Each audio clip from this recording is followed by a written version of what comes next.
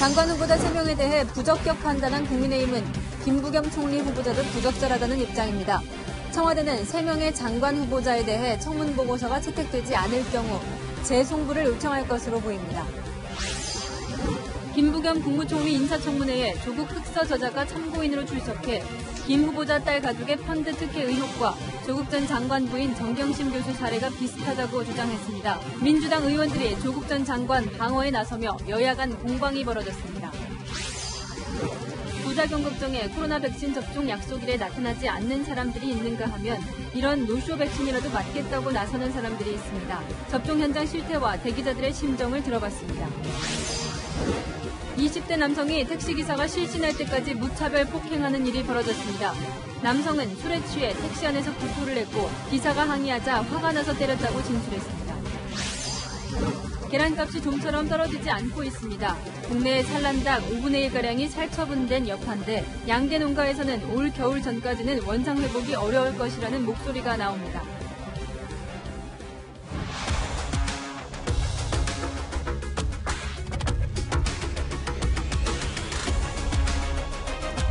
뉴스의 동정민입니다. 김부겸 국무총리 후보자의 인사청문회 마지막 날이었습니다. 임명이 부적절하다는 게 야당 국민의힘의 결론입니다. 반대로 청와대와 여당은 김 후보자는 반드시 통과시킨다는 방침인데요. 그러다 보니 국민의힘이 지명 철회를 요구하고 있는 장관 후보자 3명의 거취가 고민입니다. 청와대는 이들의 임명을 보류하고 여론의 분노를 달래 시간을 버는 방안을 검토 중입니다. 재보선 이후 전국의 흐름을 좌우할 아주 중요한 주말이 될 것 같습니다. 첫 소식 전혜정 기자입니다. 청와대와 더불어민주당은 인사청문회에서 김부겸 국무총리 후보자의 큰 하자가 발견되지 않았다면서 임명 동의안 본회의 처리를 예정대로 진행하겠다는 뜻을 내비쳤습니다. 청와대 관계자는 김부겸 후보자는 이미 장관 청문회 경험이 있어서 국민적인 수용성이 높다고 밝혔습니다.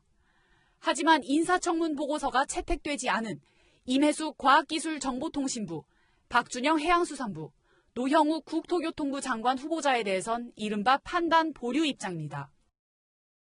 도덕성 문제가 이렇게 있다면 국민 정서에 비춰볼 때 또 그렇게 함부로 결정할 수 있는 문제는 아닐 수 있죠. 청문 보고서가 채택되지 않으면 일단 대통령이 재송부를 한 뒤 여론을 살피겠다는 겁니다. 대통령은 청문 보고서 제출 시한이 끝나는 날로부터 10일 이내 기간을 정해 인사청문 요청안을 재송부할 수 있습니다. 청와대와 민주당 내에선 장관 후보자 3명 가운데 1명 정도는 사퇴시켜야 하는 게 아니냐는 이야기도 나오고 있습니다. 장관 후보자 3명을 부적격으로 판단한 국민의힘은 김부겸 국무총리 후보자에 대해서도 부적절하다는 입장입니다. 내년 대선을 앞두고 여당 의원 출신 총리를 지명하는 건 관권선거 의도라면서 반대하고 있습니다. 특히 김 후보자 딸 가족의 라인펀드 특혜 의혹이 제대로 해소되지 않으면서 부정적인 기류가 강해지고 있습니다. 채널A 뉴스 전혜정입니다. 오늘 국회 밖에서는 라임 사태 피해자들의 시위가 있었습니다. 야당이 김부겸 총리 후보자 임명이 부적절하다고 주장하는 가장 큰 이유 중 하나이기도 한데요. 후보자 딸 가족의 라임펀드 특혜 의혹. 오늘 인사청문회에 나온 라임펀드 피해자들과 야당은 김부겸 딸이 아니었으면 가능했겠냐며 특혜를 주장했습니다. 김 후보자는 본인과 무관한 일이라고 부인했습니다. 안보경 기자입니다. 인사청문회에 증인으로 나온 라인펀드 피해자는 김부겸 후보자 차녀 가족이 투자했던 테티스 11호를 언급하며 눈물을 흘렸습니다. 경악을 했습니다. 그때 피해자들한테는 2천억 피해를 입히고 정말 금융사람을 볼 수 없는 사기 집단 같은 대담한 사기 행각을 벌이면서 그 뒤로는 이런 펀드를 만들어가지고 팔 수가 있습니까? 테티스 11호처럼 환매 수수료가 없고 매일 환매 청구가 가능한 조건이 좋은 펀드는 일반 투자자에게 좀처럼 주어지지 않는다는 얘기도 나왔습니다. 투자자 입장에서 테티스 11호 같은 펀드가 있다면 투자하시겠습니까? 그럴 제안 자체가 저희 일반인들에게는 안 올 것 같습니다. 상상을 할 수 없는 펀드입니다. 하지만 더불어민주당은 라인펀드를 판매했던 증권사 관계자들을 상대로 질의하며 차녀 가족도 피해자라고 강조했습니다. 이 가족이 12억을 어떻든 투자를 했는데요. 이 가족이 뭐 매일 환매를 해서 수익을 본 적이 있습니까? 없었습니다. 현재 손실 중이고 손해를 본 피해자들이죠? 예, 맞습니다. 김 후보자는 자신과는 무관하다며 재차 선을 그었습니다. 경제 활동의 주체가 현재로서는 이제 제 사위인 셈인데 김부겸 후보자 딸 가족 이렇게 이야기하는 것부터가 저는 일종의 프레임이라고 보는 거죠.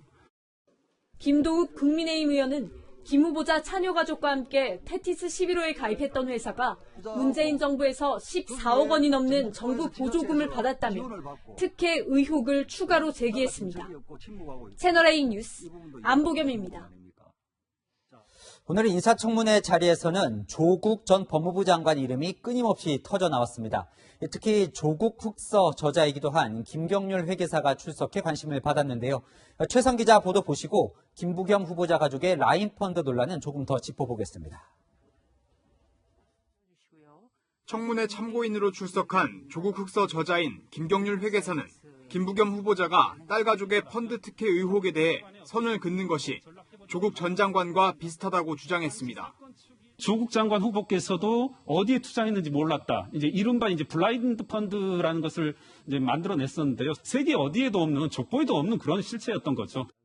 그러면서 부인 정경심 교수가 미공개 정보를 이용해 펀드에 투자한 의혹을 조 전 장관이 몰랐다는 건 의문이라고도 했습니다. 조 전 장관이 언급되자 민주당 의원들은 발끈하며 방어에 나섰습니다.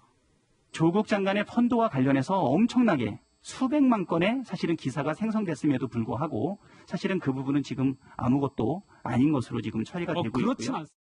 쓸데없는 다른 거를 하는 것이 말이 됩니까 지금? 네?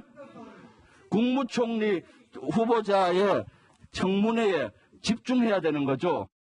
여당이면 여당답게 듣기 싫은 소리도 들으세요. 조국 펀드하고 유사한 점이 한두 개가 아니에요. 앞서 조국 전 장관은 SNS에 글을 올렸습니다. 최근 민주당에서 재보궐 패배 원인으로 조국 전 장관이 지목되자 회초리를 더 맞겠다는 겁니다. 하지만 정무적 도의적 책임을 지겠다는 단서를 달아 법적으로는 문제가 없다는 뜻을 내비치며 과거 사과문을 나열했습니다. 김근식 교수는 진정성 없는 형식적 사과로 위기를 모면하려 한다고 지적했고 진중권 전 교수도 다 불법이었는데 이걸 사과라고 하느냐고 비판했습니다. 채널A 뉴스 최선입니다. 김부겸 국무총리 후보자의 인사청문회가 거의 이제 끝나갑니다. 정치부 송찬욱 기자와 조금 더 짚어볼 게 있습니다. 송 기자. 네. 자, 오늘 가장 이 논란이 된 라인펀드권을 좀 보죠. 자, 이 펀드가 김 후보자 부부의 돈이 들어간 건 아닌 거죠? 그렇습니다. 논란이 되고 있는 게 일단 라임 자산 운용의 테티스 11호라는 펀드인데요. 이게 김부겸 후보자가 아니라 김 후보자 딸 가족, 그러니까 딸 본인과 남편 두 자녀가 3억 원씩 모두 12억 원을 투자했습니다. 과거 조국 전 장관 논란 때는 부인인 정경심 씨와 두 자녀가 사모펀드에 투자했죠. 조 전 장관의 경우 자신의 세대원이 펀드 구성원이었다면 김 후보자의 경우는 한 달이 건너 사위의 세대원이 펀드에 투자한 겁니다. 그렇다면 김 후보자와 관련해서 뭐가 문제인 건가요? 네, 일단 각자의 주장을 살펴봐야겠죠. 야당은 행정안전부 장관을 지낸 여당의 유력 정치인인 김부겸 후보자에게 잘 보이기 위해서 라임 자산운용이 김 후보자 딸 부부에게 맞춤형 펀드 특혜를 준 것 아니냐고 주장하고 있습니다. 반면 김 후보자는 이미 분가를 한 딸의 남편, 즉 사위가 한 일이기 때문에 알지 못했고 다른 투자자처럼 손해를 본 피해자일 뿐이라고 반박하고 있습니다. 의혹을 제기하는 경우 제기하는 쪽에서 입증 자료 같은 것을 제시하는데 야당은 의혹 제기를 할 뿐 김 후보자가 이 펀드와 어떻게 연관이 있다는 건지 결정적 자료나 근거를 내놓지는 않고 있습니다. 자, 그렇다면 이 펀드가요, 네. 특혜 펀드다, 이 주장은 맞는 겁니까? 네, 일단 이른바 조국 흑서의 공동 저자죠. 김경률 회계사 조금 전에 보셨듯이 이 참고인으로 청문회에 출석했거든요. 어떤 주장을 했는지 한번 직접 들어보시죠. 이 펀드의 구성 그리고 환매 수수료, 판매 보수, 성과 보수, 환매 가능일 이런 것들에 비추어서 이것이 이제 특혜적으로 구성되어졌다라고 부인할 수 있는 사람은 없다라고 생각합니다. 라임 펀드를 구성하고 있는 여러 가지 상품 중에서 지극히 유리한 조건이다 이렇게 생각합니다. 네, 조금 더 어려운 내용일 수 있어서 자세히 설명을 드리면요. 저희가 그래픽으로 준비했습니다. 야당의 주장에 따르면요. 테티스 11호 펀드에 투자한 사람은 김 후보자 딸 부부 일가와 이종필 전 라임 부사장, 이 전 부사장과 관련이 있는 법인으로 이 소수만이 투자할 수 있었다는 겁니다. 또 야당의 주장을 표로 준비를 했는데 라임 자산운용의 다른 펀드와 비교해보면 성과 보수와 환매 수수료도 없는 등 이 펀드 투자자들에게 유리하게 구성되어 있다는 점이 지적됐습니다. 그러니까 정리를 해보면 이 펀드가 특혜인 정황은 있지만 그게 이제 김부겸 후보자와 직접 연관이 있는 또 증거는 없다 이건데 자, 청문회는 이제 끝이 납니다. 그럼 이게 뭐 진실이 밝혀질 방법이 있습니까? 네, 아직까지 청문회에서 딱히 밝혀진 거는 없는 상황입니다. 그런데 김도욱 국민의힘 의원이 이 고발을 검토하겠다 이렇게 얘기를 했거든요. 그래서 수사를 하면 시시비비가 어느 정도 가려지지 않을까 싶습니다. 자, 그렇군요. 자, 김 후보자 자세를 낮췄던 어제와 달리 오늘은 조금 달랐다면서요? 그렇습니다. 오늘은 야당의 목소리를 높이기도 했었는데요. 과거 박근혜 전 대통령을 비판했다가 대구에 출마하기 위해 태도를 바꿨다는 지적엔 이런 모습을 보였습니다. 의원님, 출마해 보셨죠? 예. 그 후보자 심정이 어떤가 잘 아시죠? 자, 질문하실 거면 이리로 오십시오. 제가 글로 가겠습니다. 네, 야당이 가족과 관련한 의혹 제기를 하자 또 고성이 오가기도 했습니다. 아니 그러니까 자꾸 의혹을 부풀리지 말고 사실대로 이야기를 하세요. 의원의 질의에 대해서 죄송합니다. 예. 네, 너무 의성을 높이거나 공격적인 자세로 이야기하시는 것은 바람직하지 않습니다. 죄송합니다. 제가 부족했습니다. 자, 김 후보자 그래도 여권과 청와대는 총리 지명하겠다는 거죠? 통과를? 네, 그런 걸로 보이는데요. 일단 좀 절차를 살펴보면 총리 임명 동의안은 국회 본회의에서 표결이 이루어집니다. 이 재적의원 과반 출석에 출석 의원 그 과반이 찬성을 해야 이게 통과가 되는데 아시다시피 지금 민주당의 의석 174석이기 때문에 아무래도 처리가 될 것으로 보입니다. 참, 그럼 또 협치가 어려워질 수 있으니 청와대 고민이 될 것 같긴 합니다. 지금까지 송찬욱 기자와 살펴봤습니다. 화이자와 모더나처럼 mRNA 방식으로 만든 코로나19 백신이 곧 독일에서 출시됩니다. 그런데 미국이 제안한 백신 지식 재산권 면제에 대해 독일이 공개적으로 제동을 걸고 있어서 백신 복제의 길이 더욱 험난해졌습니다. 정다은 기자입니다. 독일 제약사 큐어백이 이르면 다음 주 임상 3상 결과를 발표하기로 한 백신은 mRNA 방식입니다. 감염 예방률 90%가 넘는 화이자와 모더나만 이 방식으로 생산됩니다. 큐어백 백신은 화이자나 모더나와 달리 일반 냉장고에서도 보관이 가능해 냉동시설이 부족한 국가들에게는 큰 도움이 예상됩니다. EU와 이미 4억 500만 회분의 공급 계약을 체결한 큐어백은 올해 3억 회분을 생산할 계획입니다. 우리 정부는 국내 도입 계획에 대해 신규 백신도 지속적으로 살펴보면서 올해 확보한 물량의 안정적 도입에 집중하는 것이 바람직하다고 밝혔습니다. 백신 출시를 앞둔 큐어백과 화이자의 파트너인 바이오엔테크를 보유한 독일은 지식재산권 보호는 혁신의 원천이라며 백신 기술 공개에 반대 입장을 밝혔습니다. 지재권 면제를 지지한 미국에 이어 프랑스는 제약사들의 제조 기술까지 이전을 희망했지만 Votre sujet, c'est de transférer la technologie, le savoir-faire pour qu'il y ait des plateformes qui produisent des vaccins ARN messagers en Afrique. C'est ça la question. 유럽 최대 경제대국 독일이 공개적으로 제동을 걸고 나선 겁니다. 세계무역기구 회원국 모두가 찬성해야 백신 지재권 면제가 가능합니다. 바이든 행정부와 대립 중인 푸틴 러시아 대통령도 지재권 면제를 지지한 가운데 미국과 독일 사이에 심각한 균열이 드러났다는 평가도 나왔습니다. 세계의 시선은 이번 주말 포르투갈에서 열리는 EU 비공식 정상회의에 집중됩니다. 채널A 뉴스 정다은입니다. 국내 백신 접종은 아직 더디지만 우선 접종 대상이 아니더라도 백신을 빨리 맞을 수 있는 방법이 있습니다. 접종 대상자가 예약일에 나타나지 않아서 남게 되는 이른바 노쇼 백신을 맞는 것이죠. 병원마다 대기 명단에 이름을 올린 사람들이 넘치는데 왜 남들보다 조금이라도 빨리 맞고 싶어 하는지 제가 직접 물어봤습니다.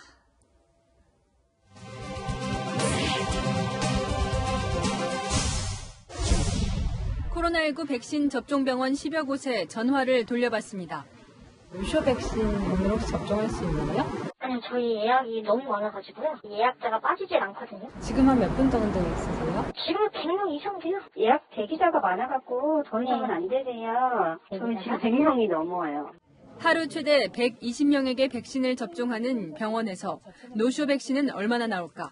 10명까지 맞으시면 최대 나오는 건 12명인데 근데 노쇼가 참 많아요. 가장 많이 안 오신 날은 몇 분 정도 나왔어요? 노쇼 예약자들이 생기자 간호사가 미리 이름을 올린 대기자들에게 전화를 돌립니다. 오늘 날짜 가능하세요? 몇 시까지 가능하세요? 아스트라제네카 백신의 경우 개봉 후 6시간이 지나면 폐기해야 합니다. 그래서 병원 연락을 받고 한두 시간 내에 도착할 수 있는 대기자가 유리합니다. 아까 전화 받으셨을 때 좀 반가우셨어요? 엄청 반갑죠. 바로 할게요 이랬는데 다른 병원들도 전화했었거든요. 그래서 대기 200명, 300명 전화해서 군대장을 불렀어요. 전화 한 10군데 정도 됐는데 왜 이런 수고를 해서라도 백신을 빨리 맞고 싶었을까? 저 같은 경우는 디자이너인데 저희가 디자인 전시가 올해 하반기에 프랑스에 졌어요. 그래서 그거 전화해서 가려고 맞아보는 게 훨씬 좋아서. 고깃집을 직접 방문하는 상담하는 사람이기 때문에 제가 백신을 맞았다 그러면 고객들이 좀 편안하게 상담을 받으실 수 있을 것 같아서요. 노쇼 백신은 대부분 아스트라제네카. 혈전 부작용 우려 때문에 30살 이상만 맞을 수 있습니다. 맞고 한 6시간, 12시간 후부터 이제 증상이 나타날 수가 있거든요. 6시간 이후에 오늘 같으면 한 저녁이나 밤부터 오늘 새벽에 모두 증상 생길 것 같아요. 긴장되진 않으세요? 네, 좀 긴장되네요. 감사합니다. 부작용은 걱정돼도 백신이 주는 자유에 대한 기대가 큽니다. 지금 맞으셨으니까 어떤 기대가 있으신가요? 출장에 가서 일을 하게 되고 저의 커리어에 긍정적인 영향이 있을 것 같아요. 부작용보다 그 직업 잃는 게 더 무섭잖아요. 여인선이 간다 뉴스입니다. 다음 뉴스입니다. 승객이 택시기사를 폭행하는 사건이 또 일어났는데 기사가 정신을 잃을 정도로 때리는 장면이 온라인에서 확산되고 있습니다. 이 20대 승객은 말리는 시민까지 폭행했다가 결국 구속됐습니다. 김호영 기자입니다. 도로에 쓰러진 택시기사를 향해 젊은 남성이 다가갑니다. 쪼그려 앉아 택시기사를 쳐다보더니 무차별 폭행이 시작됩니다. 택시기사가 두 손으로 얼굴을 가려보지만 남성의 폭행은 이어집니다. 택시기사가 정신을 잃었는데도 멈추지 않는 남성. 경찰이 내리는 순간까지 계속 때렸어요. 오니까는 그때부터 더 심하게 때렸어요. 60대 택시기사를 폭행한 남성은 20대 승객이었습니다.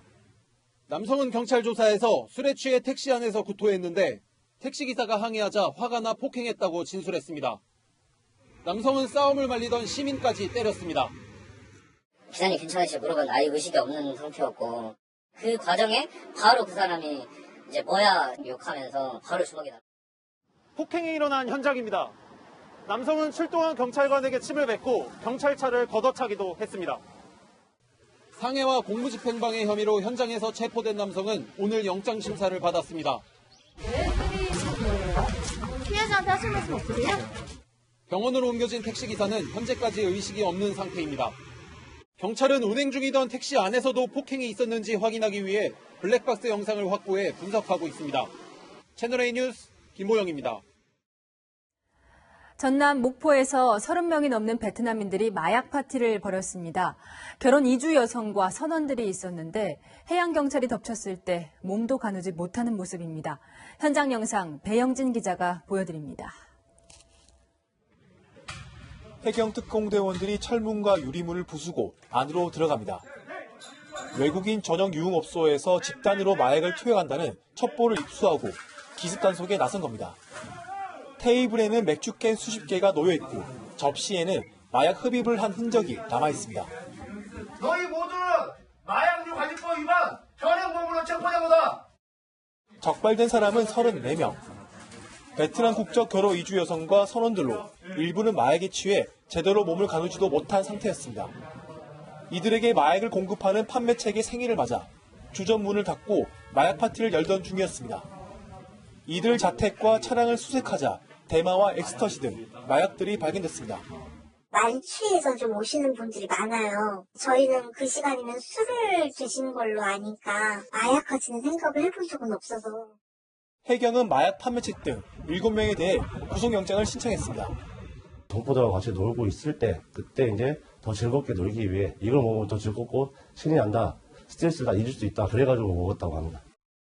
해경은 마약류가 국내 체류 중인 외국인 사이에서 광범위하게 퍼져 있을 것으로 보고 외국인 대상 국내 마약 판매 총책을 파악하는 등 수사를 확대할 방침입니다.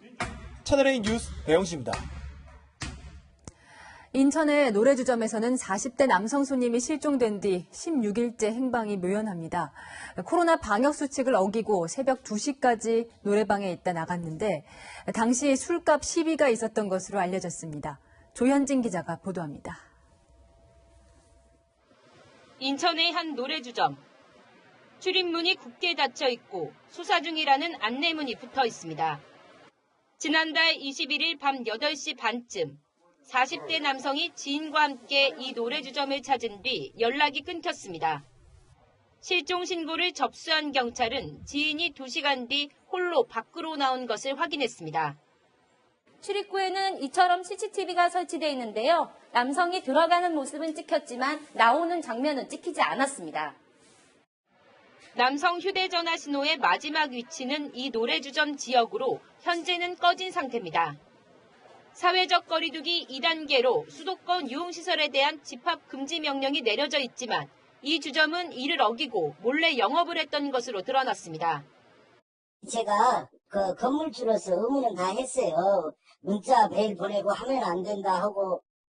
노래주점 업주는 경찰 조사에서 남성이 다음날 새벽 2시쯤 나갔다며 당시 술값 문제 등으로 실랑이를 벌였다고 진술했습니다. 전담 수사반을 꾸린 경찰은 남성이 범죄에 연루됐을 가능성을 염두에 두고 수사를 확대하고 있습니다. 여기다 태워놓고 전화를 폈어요. 그 경찰 경들도 와가지고 이틀 동안 건물 다 검사했어요. 노래주점 계산대와 출입구 등에 설치된 CCTV 4대는 물론 인근 CCTV들을 모두 수거해 분석하고 있습니다. 경찰은 자세한 내용을 밝힐 수 없다면서도 조만간 수사 결과를 내놓겠다고 밝혔습니다.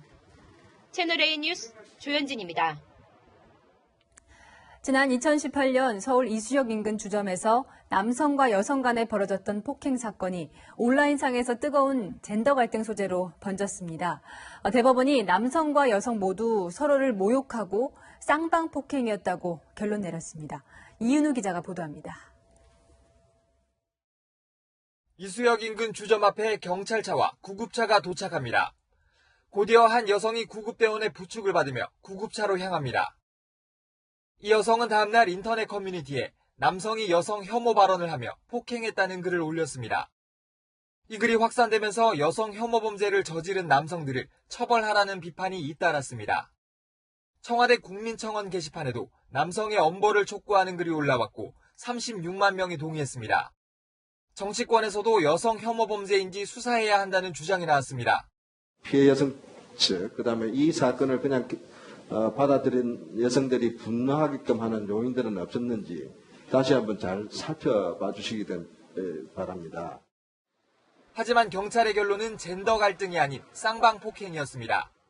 1심과 2심 재판에선 여성에게 벌금 200만 원, 남성에게 벌금 100만 원을 각각 선고했습니다. 당시 재판부는 여성의 모욕적인 말과 행동으로 사건이 시작돼 비난 가능성이 크다고 밝혔고 남성에겐 여성의 상해 정도에 비춰 책임이 가볍지 않다고 했습니다. 여성은 항소심 이후 상고를 포기했지만 남성은 여성이 먼저 폭력을 휘둘러 방어한 거라며 대법원에 상고했습니다. 대법원은 오늘 상고를 기각하고 2심 벌금형을 확정했습니다. 채널A 뉴스 이윤우입니다. 현직 경찰이 사건을 처리하며 알게 된 여성 신고자에게 사적으로 연락을 했다는 황당한 사건, 얼마 전 채널A가 전해드렸습니다. 그런데 다른 경찰관이 이 여성을 위로하겠다고 전화를 걸어서 더 화가 나게 하는 말을 했습니다. 어떤 발언이었는지 서채리 기자가 보도합니다. 현직 경찰이 신고자의 번호를 부적절하게 이용했습니다. 지나가다가 생각이 났다며 연락했다고 합니다. 경찰관에게서 사적인 연락을 받은 여성이 또 다른 경찰의 전화를 받은 건 채널A 보도가 있었던 지난달 28일 저녁입니다. 같은 경찰서 동료 경찰관이 민원 내용을 보고 여성으로서 공감이가 연락했다고 한 겁니다. 그러면서 대뜸 세대 차이를 언급했다고 합니다.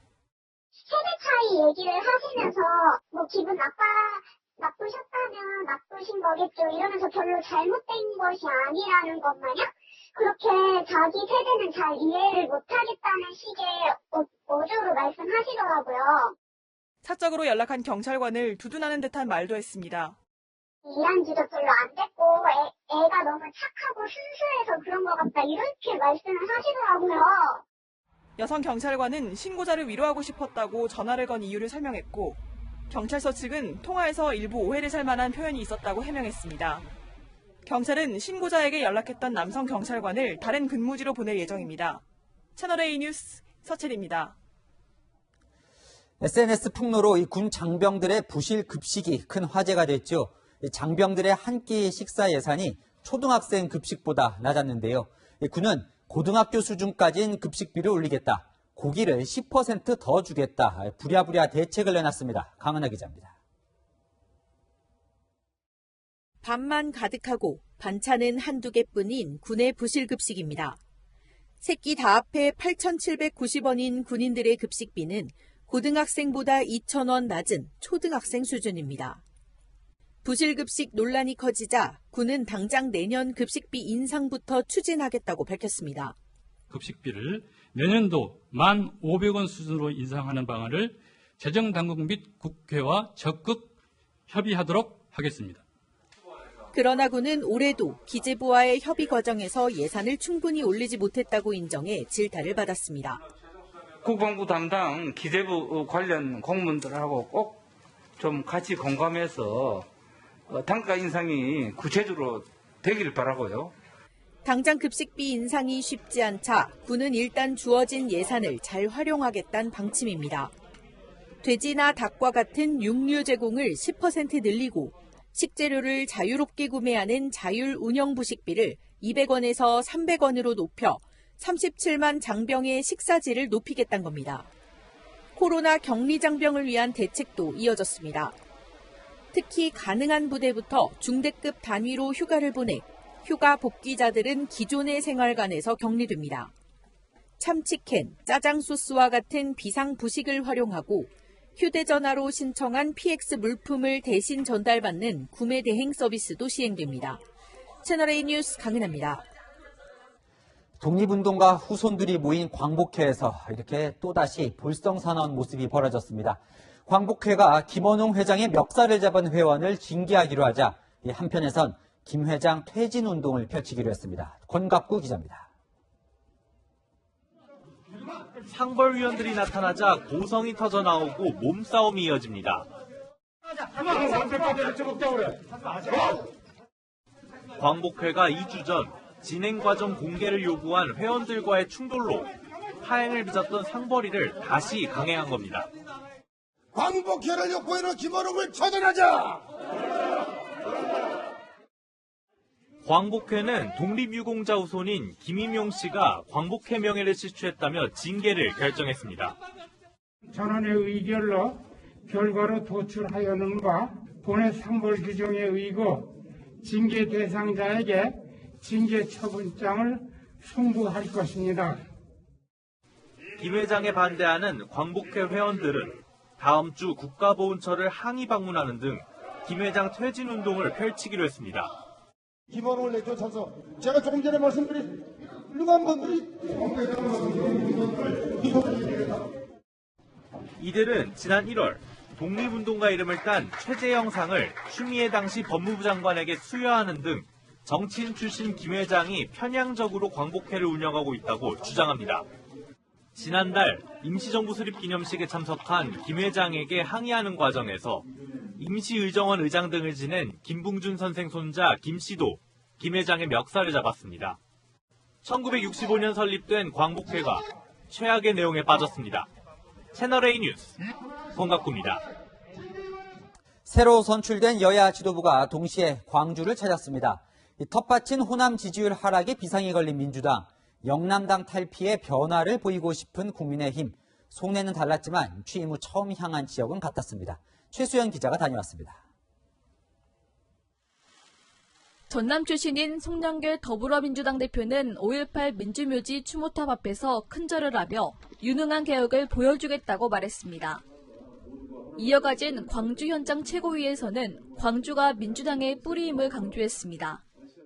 문재인, 노무현 두 대통령을 배출하는 힘이 이 광주에서 같이 나왔다 이렇게 생각합니다. 묘역 참배 일정만 계획했다 국민의힘의 광주 방문 소식을 듣고 최고위 일정 등을 추가한 겁니다. 더불어민주당이 이곳 광주국립 5.18 민주묘지를 참배한 뒤 1시간이 지나자 김기현 원내대표 등 국민의힘 지도부도 같은 장소를 도착해 참배에 나섰습니다.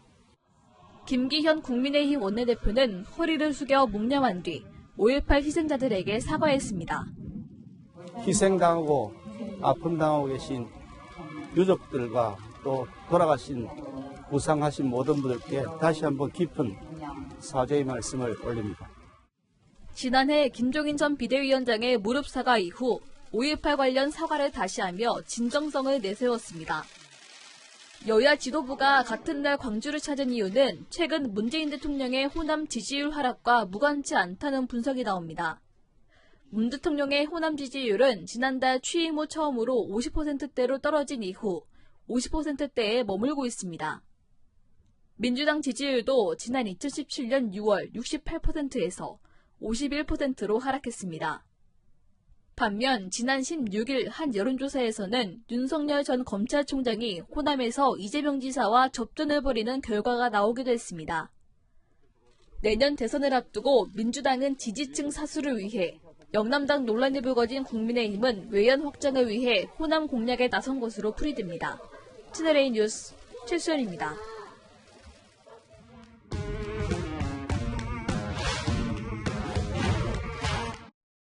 여랑야랑 정치부 이동훈 기자와 함께합니다. 첫 번째 주제 보여주시죠. 네. 자, 코골이, 귀걸이 누가 한 말입니까? 이재명계 좌장격인 정성호 더불어민주당 의원이 한 말인데요. 대선 경선 연기론에 반대하면서 한 말입니다. 그러니까 이 김두관, 전재수 의원 등 이 친문 진영에서 이제 공개적으로 경선 연기론을 띄우기 시작하던데요. 네. 그런데 왜 정 의원은 코골이, 귀걸이라고 했을까요? 네, 대선 180일 전, 그러니까 9월 10일까지는 후보를 선출해야 한다고 명시돼 있는 민주당 당원을 지켜야 한다며 한 말인데요. 정성호 의원은 경선을 연기하면 저 당은 귀에 걸면 귀걸이, 코에 걸면 코걸이, 당원을 저렇게 바꾸는구나 하는 인식을 줄 수 있다고 지적했습니다. 민영배 민주당 의원도 이번 재보선 때 당원을 바꿔서 서울과 부산에 후보를 냈다가 패배했던 것을 상기시키며 경선 연기는 패배를 앞당기는 것이라고 주장했습니다. 지금처럼 그냥 하면 이길 수 있는데 연기할 이유가 없잖아요. 연기하자는 건 밀리는 의미잖아요. 그런데 이 경선 연기를 주장하는 쪽은 당원을 고치지 않고도 이 경선을 연기할 수 있다, 이렇게 주장한다면서요. 네, 상당한 사유가 있는 때에는 당무위원회 의결로 경선일을 달리 정할 수 있다는 예외 조항이 있기 때문인데요. 경선 연기를 주장한 전재수 의원과 통화를 해봤습니다. 연기를 했을 경우에 이재명 지사가 안 됐다 치면 연기를 안 하더라도 그건 안 되는 겁니다. 당무위원회를 통해서 할 게 좀 명쾌하게 정리되어 있기 때문에 원칙을 해서는 한다. 이거는 완전히 번지수를 잘못 찾은 이야기죠. 네, 앞서가는 이 지사 측은 경선을 늦출 이유가 없겠죠. 네, 오늘 나온 여론조사를 보면 여권에서 이재명 지사는 25%, 다른 후보들은 한 자릿수로 차이가 많이 나는데요. 이 구도로 끝내고 싶은 이 지사 측과 어떻게든 뒤집어 보려는 친문 진영의 힘겨루기가 본격화되는 것 같습니다. 네, 다음 주제 보겠습니다. 네. 훈수 정치, 김종인 국민의힘 전 비상대책위원장이 김웅 의원을 만났어요. 네, 뭐라고 했는지 직접 들어보시죠. 새로운 인물이 당대표가 되는 것보다 더 효율적인 건 없다. 그러니까 세게 붙어라. 라고 이야기를 하시고. 저 말만 보면 당대표로 김 의원을 좀 마음에 두고 있는 것 같은데, 네. 자, 윤석열 전 총장을 향한 훈수도 있었다면서요. 네, 김웅 의원이 전한 건데요. 듣고 오시겠습니다. 윤 총장이 지금 상당히 선택지가 거의 없어진 상황이 아니냐 이런 이야기를 하고 시간을 좀 줄 필요가 있는 것 같다. 해설이 좀 필요할 것 같은데요. 윤 전 총장의 선택지가 좁아졌다. 이게 무슨 뜻일까요? 네, 김 의원은 제3지대 창당 작업이 지지부진한 상태다. 며칠째 메시지도 거의 나오지 않는데 그런 부분을 이야기한 것 같다고 설명했습니다. 명시적으로 윤 전 총장이 국민의힘을 선택할 수밖에 없다 이렇게 말한 건 아니지만 이런 뉘앙스였는데요. 정작 김 전 위원장은 윤 전 총장에 대해 언급한 적이 없다고 선을 그었습니다. 그래도 일각에서는 윤 전 총장이 최대한 늦게 움직일 거다 이런 관측도 있던데요. 네, 일찍 나오면 공격만 받고 좋을 게 없죠. 이태규 국민의당 사무총장은 윤석열이라는 황소가 김종인 전 위원장한테 끌려가는 소는 아니라고 본다면서 추석 전에 국민의힘, 국민의당, 윤석열 전 총장이 범야권 대통합을 하자고 제안하기도 했습니다. 국민의당 입장에서는 윤 전 총장이 국민의힘 입당보다는 신당 창당 등 제3지대에서 뭔가 하기를 바라는 건데요. 정치권은 늘 다른 꿈을 꾸고 있는 것 같습니다. 네, 훈수는 다양한데 정작 윤석열 전 총장은 무슨 생각을 하고 있을지가 궁금하네요. 여랑야랑이었습니다. 예. 오늘 오전 강원도 강릉의 먹태 가공 공장에서 큰 불이 났습니다. 검은 연기가 온 동네로 퍼지며 인근 초등학교 학생들이 대피했습니다. 홍진우 기자입니다. 검은 연기가 건물 전체를 집어삼켰습니다. 소방관들이 쉴 새 없이 물을 뿌리고 중장비로 외벽을 무너뜨리며 불을 끄는데 안간힘을 씁니다. 강릉시의 한 먹태 가공 공장에서 원인을 알 수 없는 불이 난 것 오전 8시 40분쯤. 소방당국은 인력 130명과 장비 52대를 투입해 3시간 넘게 진화 작업을 벌인 끝에 큰 불길을 잡았습니다. 인명피해는 없었지만 소방서 추산 30억 원의 재산 피해가 났습니다. 강릉을 비롯한 동해안에 강풍주의보가 내려진 데다 공장이 화재에 취약한 조립식 패널로 돼 있어 진화에 어려움이 컸습니다. 샌드위치 판매 그런 건물이고 그 안에 이제 먹태하고 오징어 이런 게 덕지물이 많다 보니까 건물을 이제 해체하면서 진화 작업을 해야 되죠. 검은 연기가 바람을 타고 인근 초등학교를 뒤덮으면서 아찔한 상황도 벌어졌습니다. 학생과 교사 등 230명이 연기를 피해 긴급 대피하는 소동이 벌어졌고 학교 측은 수업을 모두 취소하고 학생들을 집으로 돌려보냈습니다. 학교에 옮겨 붙은 건 아니고 연기가 많이 나서 애들 안전 차원에서 기가시켰습니다. 경찰과 소방당국은 불을 모두 끄는 대로 정밀 감식을 통해 정확한 화재 원인과 피해 규모를 밝힐 계획입니다. 채널A 뉴스 홍준호입니다. 오토바이 뺑소니 혐의를 받는 가수 김은국 씨가 공식 입장을 냈습니다. 사고 후 오토바이 운전자에게 다친 곳이 없는지 물었는데 반응이 없어 현장을 떠났다는 겁니다. 오토바이 운전자는 사실과 다르다고 반박했습니다. 김승희 기자입니다. 빨간 신호에 비보호 좌회전을 하는 차량. 맞은편에서 나타난 오토바이와 부딪힙니다. 가수 김은국 씨의 차량 블랙박스 영상입니다. 김 씨는 보행자를 보고 잠시 멈췄는데 오토바이가 와서 부딪혔다고 했습니다. 또 사고 직후 오토바이 운전자에게 다친 곳이 없는지 물었지만 반응이 없어 현장을 떠났다고 설명했습니다. 김 씨 측은 이후 연락이 닿아 합의하려 했지만 운전자가 과도한 합의금을 요구했다고 했습니다. 음주 전과도 있으시잖아요. 뺑소니 혐의로 적용됐을 때 최소 3,500이 들어가요. 저는 그 돈을 저한테 주셨으면 해요. 오토바이 운전자는 보험사에서 사고 처리 업무를 한 적이 있어 관련 내용을 잘 안다며 합의금을 요구한 건 맞지만 최종적으로는 보험 처리 의사를 전했다고 했습니다. 또 사고 당시 아무 조치가 없었다고 반박했습니다.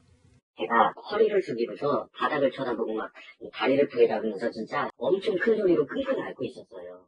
경찰은 김 씨가 차에서 내리지 않고 현장을 떠난 경위를 살펴보고 있습니다. 필요할 경우 김 씨에 대한 추가 조사도 진행할 예정입니다. 채널A 뉴스 김승희입니다. 계란 한 판 가격이 넉 달째 7,000원 수준에서 떨어지질 않고 있습니다. 이 조류 인플루엔자 발병 때 산란개들을 살처분한 그 여파가 이어지는 건데요. 저희가 농가에 가보니 아직도 이렇게 양계장이 텅 비어 있었습니다. 알을 낳을 수 있는 어미닭, 이 산란개가 가득 차려면 시간이 한참 걸릴 것 같다는데요. 황수영 기자가 집중 취재했습니다. 경기 평택시의 양계 농장입니다. 조류 인플루엔자 AI가 발생했던 곳도 아니고 취재진이 방호복을 입었는데도 출입은 자유롭지 않은 상황이었습니다. 개사 내에는 방역상 문제 때문에 들어오실 수 없습니다. 농장 관계자들이 양계장 내부를 촬영해온 영상입니다. 많을 때는 5만 마리의 닭들이 가득 차 있었지만 지금은 텅 비어버렸습니다. 겨울이 돼도 이 닭을 다 채우지도 못하겠다 이거. 아유. 세계동을 갖춘 이 농장에선 하루 13만 개의 계란을 생산했었지만 넉 달 넘게 중단된 상태입니다. 인근 다른 양계 농장도 사정은 비슷했습니다. 이곳도 11만 마리의 산란닭들이 하루 10만 개 가까이 달걀을 생산했었습니다. 거의 근 5개월 동안 구경을 못하고 있습니다. 많이 착잡하죠. 네. 소득은 없고 한숨만 나옵니다. 두 곳은 좀 떨어진 양계장에서 AI가 발병하면서 지난해 12월 갑작스러운 예방적 살처분이 이루어졌습니다. 2.85km 반경에서 AI가 발생, 그때 반경 3km를 살처분한다는 방역 지침이 있어가지고 15만 수 전체를 살처분하게 되었고요. 지난해 AI 때문에 국내 산란닭의 22.6%가 살처분됐습니다. 건강한다고 예방적 살처분 하라 그러니까 11만 수 정도, 약 12억 원 정도. 농장주들은 다시 병아리나 어린 닭을 구해 어미닭으로 키워내야 하는데 병아리 가격이 2배나 올라버렸습니다. 생산 능력은 한정돼 있는데 이제 살처분 농가가 많으니까. 그래서 정부의 살처분 보상금으로는 원상 회복이 안 된다고 호소합니다. AI 발생 전에는 3,500원 기준으로 하던 것이 지금은 8,500원, 9,000원에 육박하는 세계동을 채울 수 있는 건 엄두도 못 내는 실정입니다. 결국 국내 생산 계란값이 내리기까지는 꽤 시간이 걸릴 것이라고 합니다. 생산 기반이 무너져가지고 겨울이나 돼야지 정상 생산을 할 수 있다고. 채널A 뉴스 황수연입니다. 시원하게 마사지를 해드리고 싶은 마음을 담아 이 안마의자가 어버이날 선물로 큰 인기입니다. 워낙 고가라 렌탈도 많이 하는데 이 소비자 피해도 따라서 급증하고 있습니다. 무엇을 조심해야 하는지 조현선 기자가 취재했습니다. 어버이날 선물 어떤 거 생각하세요? 안마의자 드릴까요? 부모님 건강을 우선으로 생각한 자식들의 마음입니다. 이제 부모님들이 일하시고 하니까 건강을 위해서 선물을 해드리면 좋지 않을까. 어르신들도 마찬가지. 안마의자 그것도 좋죠. 나이 먹으니까 집에서 안마 받고 하는 게 편하고 좋겠지. 하지만 수백만 원에 달하는 비싼 가격이 부담입니다. 체험해보고 하시는 걸로 봐서 갖고 싶으신 것 같아요. 지금 가격이 너무 비싸서 동생하고 반반하거나 그래서 렌탈 쪽으로도 지금 알아보고 있어요. 가족들이랑 상의를 해서 분배를 한다든지 아니면 렌탈을 하는 방법으로 생각할 것 같아요. 높아진 인기만큼 소비자 민원도 늘고 있습니다. 안마의자 피해 신청 건수는 2018년부터 해마다 늘고 있는데요. 그중에서도 의자 작동이 불량하거나 이 본인 체형이 맞지 않다는 품질 불만 건수가 절반을 훌쩍 넘었습니다. 다음으로는 계약 해지 관련 피해가 많았습니다. 실제로 허리 협착증을 가진 A씨, 지난해 12월 매달 69,800원 60개월 약정으로 안마의자 렌탈 계약을 했습니다. 하지만 허리 통증이 심해져 한 달 만에 계약 해지를 요구했는데 회사 측은 위약금과 운송비를 합쳐 120만 원을 물어내라고 했습니다. 이런 피해를 줄이기 위해선 사전 체험이 필수입니다.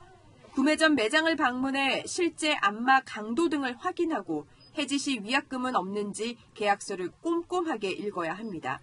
안마 의자는 일단 설치하면 가치가 크게 떨어지고 청약철에도 쉽지 않은 만큼 구매 여부를 신중하게 선택하는 게 좋습니다. 채널A 뉴스 조현선입니다. 도시가 색을 잃었습니다. 그제 고비 사막에서 발원한 황사가 북서풍을 타고 와서 도시를 뒤덮었습니다. 비가 강하게 왔음에도 불구하고 건물의 형태조차 선명하게 보이지 않죠. 먼지가 어제보다 7배 정도 많아지면서 서울과 인천, 경기, 충남에는 황사로 인한 대규모 재난이 발생할 가능성이 있을 때 내려지는 위기경보 주의 단계가 발령됐습니다. 내일까지도 먼지 농도가 짙겠습니다. 귀가 즉시 옷을 빨래하고 몸을 깨끗하게 씻어야 하고요. KF85 이상의 마스크를 사용하시고 재사용은 삼가시는 것이 좋습니다. 또한 눈을 지켜줄 보호 안경과 피부를 보호해줄 긴 소매를 입는 것도 도움됩니다. 한편 영동 지역은 건조한 가운데 바람까지 쌩쌩 불고 있습니다. 화재 사고에 유의하시길 바랍니다. 내일은 낮 기온이 오늘보다 3, 4도가량 높아 조금 덥겠고요. 일요일까지도 포근한 가운데 공기가 탁하겠습니다. 날씨였습니다. 오늘 오전 창문에 비친 풍경에 깜짝 놀랐습니다. 밤으로 착각할 만큼 어두웠거든요. 구름층이 워낙 두터워서 태양도 뚫지 못했다고 하는데요. 문득 청년들이 떠올랐습니다. 20대가 1년 사이에 가장 우울한 연령층이 되어버렸습니다. 자, 사라진 일자리, 24시간 출렁이는 비트코인, 새로 불거진 젠더 갈등까지 어떻게 해야 이 두터운 구름을 걷어내고 눈부신 아침 햇살을 되찾을 수 있을까요? 오늘의 한마디, 어두운 아침으로 하겠습니다.